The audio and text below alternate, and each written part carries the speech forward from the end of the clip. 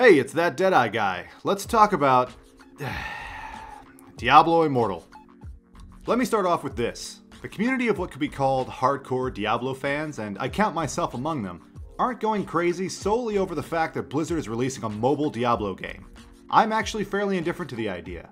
Will I play it? Sure. I'll throw it on my phone and at the very least complete whatever the main storyline is, just so I can learn more about the lore of Sanctuary.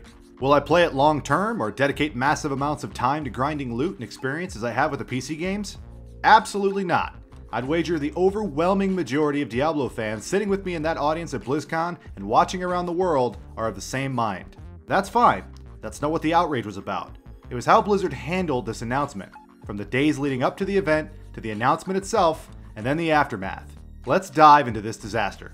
Blizzard job postings for Diablo projects have been real common in recent years, and that only stoked the hype for longtime fans. As we get farther and farther away from the release of Diablo 3, fan questions regarding the next Diablo game are starting to become more constant and desperate. When the BlizzCon schedule came out, and the community saw that the first panel on the main stage after the opening ceremony was reserved for Diablo, the hype magnified enormously. That slot at BlizzCon is always reserved for the biggest announcement of the year. Excitement was at an all-time high. We would finally be getting a Diablo 4, or maybe even a Diablo 2 remaster announcement. Then, just a few weeks before the event, Blizzard put out a blue post essentially telling Diablo fans to slow their roll and to massively temper their expectations. They also said that there are multiple Diablo projects in the works, with some being farther away than others. This was confusing. That post told me that we definitely weren't getting Diablo 4, but we could very well be getting a Diablo 2 remaster, so I was still very excited, and so was most of the community. I mean, why the hell else would you have Diablo on the main stage immediately after the opening ceremony? Well, BlizzCon eventually came and the excitement in the room was palpable. As the opening event went on and all of the announcements for the other Blizzard IPs rolled out, everyone was coming to the realization that the Diablo announcement was the big kahuna of the ceremony. It was getting dropped last, which means it was huge. Out comes Wyatt Chang, first hyping up the crowd with how much everyone loves to slay demons, and then dropping that fateful word that would define the rest of the convention and all of Diablo, at least for the short term: mobile. The atmosphere of the room dropped immediately. Attendees started looking to their friends and fellow conference goers in disbelief, all while Cheng babbled on about connecting people and reaching new markets with a totes brand new Diablo game built from the ground up, you guys! Diablo Immortal. Wait, did he really just say mobile? And then we got the trailer and gameplay footage. Yes, this looks like a dumbed down Diablo 3 with a couple of features that we wish were actually in Diablo 3. Oh, and by the way, the game's not even being developed by Blizzard, but is instead being outsourced to a Chinese developer infamous for creating money-sucking mobile ARPGs for the Chinese market. After a couple more marketing-approved lines post-cinematics, we were wished a happy BlizzCon, and the Q&A was ready to begin. Most of the questions were forgettable, but two stuck out among the rest. The first was Lord Fluffy getting up to ask if there were any plans of ever bringing Diablo Immortal to the PC, to which the devs replied no, and the response from the crowd of Blizzard's overwhelmingly PC enthusiast audience was, well, expected. And then we got that beautiful, memeable line. Do you guys not have phones? Imagine for a moment, what would have to be going through your mind to stand in front of a crowd of your franchise's most die-hard fans and condescendingly mutter that line as if it were a solid retort to the boos you are receiving? Oh shit, he's right. I do have a phone. I should play this historically PC-focused series not on the expensive gaming PC in my house for maximum enjoyment, but rather on my tiny pocket device, clumsily using my thumbs for controls. Thank you, Wyatt. Then of course there was Red Shirt Guy, who asked if this was an off-season April Fool's joke. While it came off as pretty dickish, I knew where the question was coming from.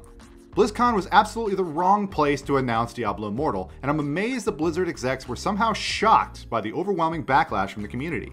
The question warranted cheers from the audience, a muddled response from the devs, and then the Q&A was over. I was still just shaking my head at it all.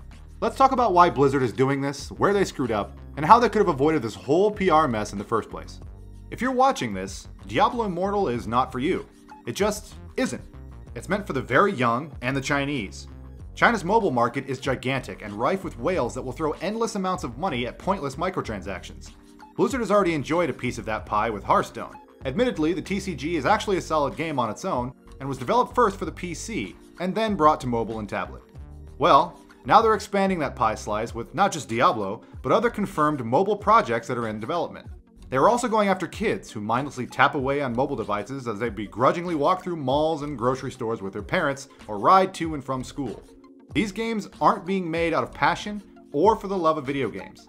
They are being made purely for money.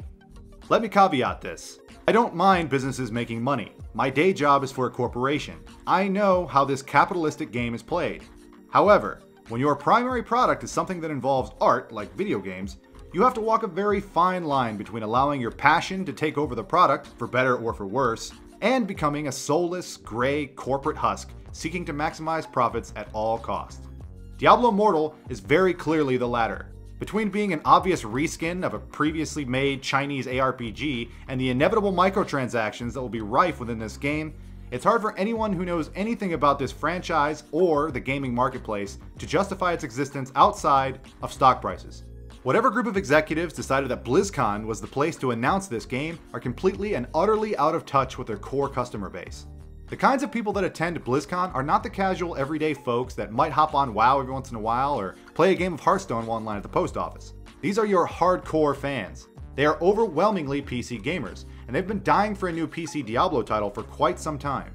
To think that they would be excited about a Diablo title releasing exclusively to the slowest and least capable electronic device they own is simply ridiculous.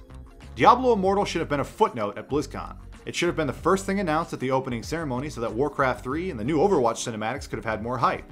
It also sure as hell should not have been the first panel on the main stage. Blizzard would have done well to take a note out of Bethesda's playbook and given a splash of whatever the next real Diablo title will be.